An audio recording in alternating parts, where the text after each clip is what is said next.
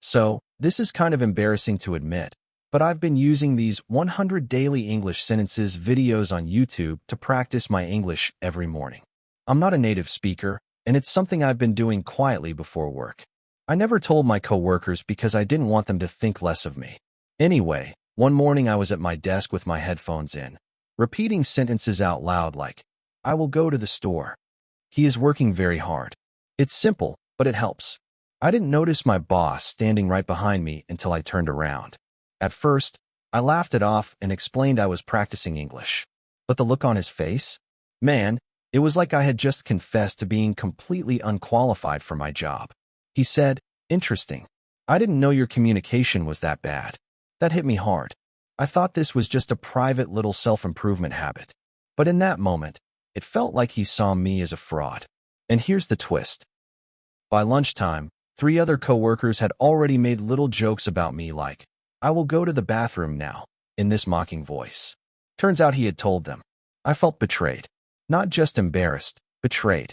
This was supposed to be my thing, a way to get better, and suddenly it was office gossip. By the next day, it was no longer just a joke. It became my label. People started calling me Mr. Daily Sentences. At first, I tried to laugh along, but inside I was burning. It wasn't just teasing, it was the way they looked at me, like I wasn't competent enough for serious projects anymore. Then came the real punch in the gut. During a team meeting, my boss jokingly said, maybe we should keep the reports extra simple, so everyone here can understand. The whole room laughed. My ears went hot, and I felt this rush of shame I couldn't even describe. That night, I went home and told my girlfriend about it. I thought she'd comfort me, but she actually laughed too. Not in a mean way, but she said, well, you do sound funny when you practice. I know she didn't mean harm, but damn, it hurt. That's when I realized this thing I'd kept private wasn't private anymore. It had become a weakness people could poke at. And here's where it got worse. I seriously considered quitting my job. Just like that. Over some dumb English sentences. So, I didn't quit. I came close, though. I even drafted a resignation email and stared at it for like an hour. But something in me snapped. I thought, why should I be ashamed of trying to improve myself? The next morning, instead of hiding it, I walked into the office early and started practicing my sentences out loud, right at my desk. No headphones, no whispering. Just me saying, I have to finish my work today. She is cooking dinner now. And you know what? People stared. A couple chuckled. But I kept going. I figured if I pretended like I didn't care, maybe they'd stop caring too. But then something strange happened. Around mid-morning, one of the newer interns, quiet guy, always in the corner, came over and whispered, hey, do you mind if I join you? My English is bad too. That stopped me cold. I didn't expect anyone to take me seriously. Suddenly, this thing that had been a source of humiliation turned into, well, almost a bridge. Of course, that's not the end of the story. Because while one person saw value in it, others doubled down on making my life hell. At first, I thought I could handle it. I had the intern on my side, and that felt like a small win. But the rest of the office? They weren't letting it go. One afternoon, I walked into the break room, and someone had written on the whiteboard, 100 daily sentences, lesson 1. I am stupid. Everyone laughed when I saw it. My stomach dropped. It wasn't just teasing anymore. It was mean, personal. Later that week, I opened my email and found a meme someone had made with my face photoshopped onto a cartoon holding a grammar book. The subject line read, our new mascot. I felt humiliated, but also angry. Who the hell spends their work time doing this? What shocked me most, though, was when my boss pulled me aside and said, look, maybe tone down the practicing at work. People are distracted. Distracted? They were the ones making a circus out of it. Instead of standing up for me, he basically told me to hide again. That night, I sat in my car before going inside my apartment, and I just cried. Not because of the jokes, but because I felt betrayed by the place I thought I was building a career in. The breaking point came on a Wednesday. We had a big presentation with a client, and I had worked on the data for weeks. I wasn't supposed to present, but my boss surprised me in the meeting by saying, why don't you walk us through this, since you've been practicing your English so much? The room went quiet. My chest tightened, my palms were sweating, and I felt every pair of eyes on me. It wasn't encouragement, it was a setup. I stumbled through the first few sentences, my voice cracking, and of course one of my coworkers started snickering. That threw me off completely. The client just stared politely, but I could see he was uncomfortable. I wanted the ground to swallow me. Afterward, my boss said in front of everyone, "See, practice makes perfect. Maybe next time it'll be smoother." Everyone laughed again.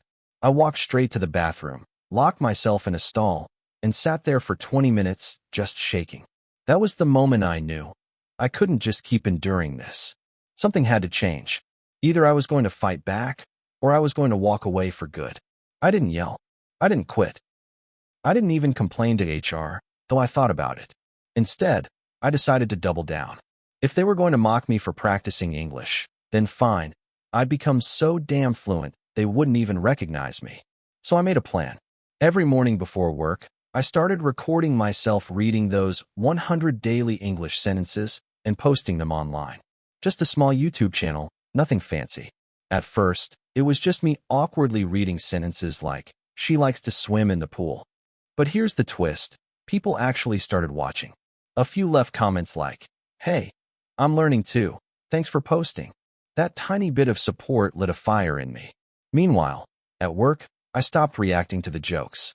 I'd smile, nod, and then just keep doing my thing. That silence unnerved them more than any angry comeback could.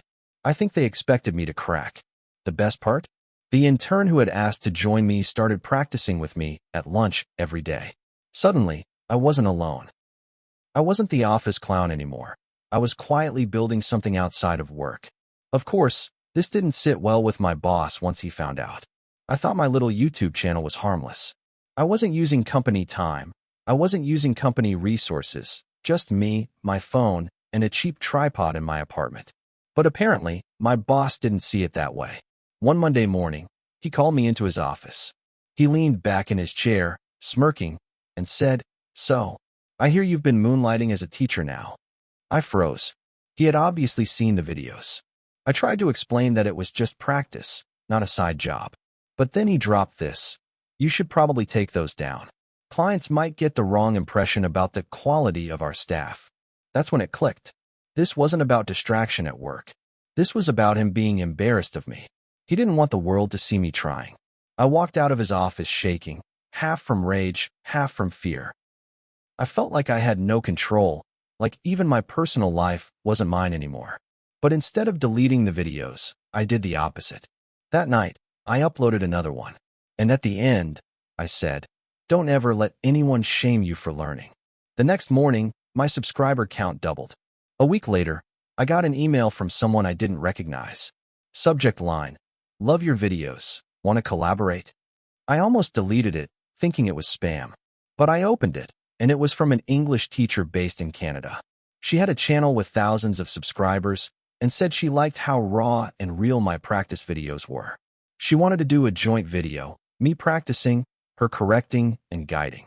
At first, I laughed out loud. Me? Collaborating with an actual teacher? But curiosity won, and we set up a call. She was super kind, patient, and told me something that stuck. Your mistakes are your strength. People see themselves in you. That hit me deep. For so long, I'd seen my broken sentences as shameful, something to hide. But here was someone saying it made me relatable. We filmed a short practice session together, and she uploaded it. Within days, my channel went from a handful of views to hundreds. Comments poured in from people all over the world, students, workers, even immigrants saying, "Thanks, I feel less alone now." Meanwhile, at work, people kept mocking me. They had no idea I was starting to get more encouragement from strangers online than from anyone in that office. And then came the day one of those strangers sent me a message that would change everything. It was a regular Tuesday night. I had just uploaded another video, me reading sentences about daily routines, and was about to crash in bed when I noticed a long comment from a guy in Brazil. He wrote, "I almost gave up learning English. I felt stupid, hopeless. But watching you struggle and keep going made me try again. Today, I passed my interview for a job. Thank you." I swear, I stared at that comment for 10 minutes straight. I had no idea some shaky video of me mispronouncing vegetables could mean that much to someone. I actually teared up, and it didn't stop there. More messages started rolling in. Students who were shy, workers embarrassed like me, people practicing in secret because they didn't want to be laughed at. They saw me, mistakes and all, and felt less alone. It hit me. I was giving strangers the kind of support I desperately needed at work and wasn't getting. My humiliation was turning into someone else's hope. But here's the kicker. That same week, my boss called me in again. This time, he wasn't mocking, he was angry. He didn't waste time. The moment I sat down in his office, he shut the door and said, "We need to talk about your hobby." I stayed quiet, waiting. Then he leaned forward and dropped it. "If you keep posting those videos, I can't guarantee your position here will remain secure." My stomach flipped. It wasn't subtle anymore. It was a threat. I asked him why it mattered so much, and he said something that stunned me. "You represent this company. If people see you online struggling with basic English, they'll think we hire incompetence." That word, incompetence, cut deep. I'd worked my ass off for this job, delivered results, stayed late, covered for coworkers. And none of that mattered because I dared to be human and try to improve myself. I walked out shaking again, but this time it wasn't fear. It was fury. I realized he didn't actually care about me or the team. He only cared about appearances. That night, I made a choice that scared the hell out of me. I started applying for other jobs. Quietly, secretly, but with determination. Because if this place couldn't accept me, maybe somewhere else would. I spent the next 2 weeks sending out applications quietly, mostly to companies where I thought my English wouldn't matter as much, or where they might actually value someone willing to learn. Then came the email I wasn't expecting, a mid-sized tech company in another city. They said they found my YouTube channel through a recommendation and were impressed, not by my English perfection, but by my persistence and creativity. They invited me for an interview. I couldn't believe it. My little embarrassing hobby had turned into a resume booster. I called the intern to tell him, and he laughed so hard, saying, "See, being Mr. Daily Sentences finally pays off." The interview itself was surreal. They asked about my work experience, yes, but they also asked about the videos. "What motivated you to start this channel?" I explained everything, my struggles at work, the embarrassment, the online support I got. They listened, really listened. By the end, they offered me the job. And the kicker? A higher position and better pay than I had at my old office. For the first time in weeks, I felt genuine relief and a weird mix of pride. Before I left my old job, I decided I needed some closure. I didn't want a dramatic confrontation, just honesty. So I requested a quick meeting with him.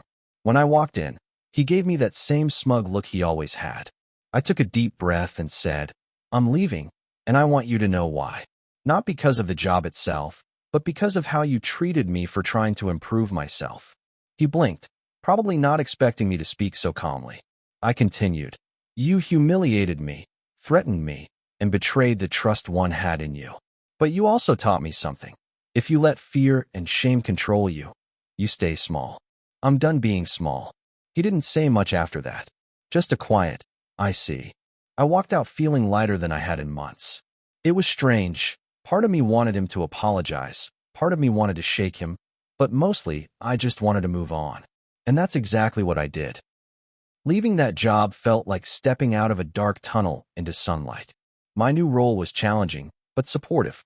People actually encouraged me to keep practicing English and even asked me to give mini lessons to other employees who were also learning. The difference was night and day. Instead of ridicule, I got respect. Instead of mockery, I got collaboration. And the little YouTube channel? It kept growing. Subscribers sent messages about how my mistakes helped them, how seeing me struggle gave them courage to try. I realized something important. What felt like betrayal and humiliation at the time was actually a push. A brutal, painful push that forced me to find a better path. It wasn't easy. There were sleepless nights, doubts, and moments I almost quit entirely. But looking back, I see now that those moments shaped me more than any praise or easy success ever could. Looking back, the betrayal stung like hell at first. Being mocked, humiliated, and threatened by people I trusted left scars. But I also learned that not every betrayal is the end. It can be a catalyst. I realized that keeping quiet about your struggles doesn't protect you.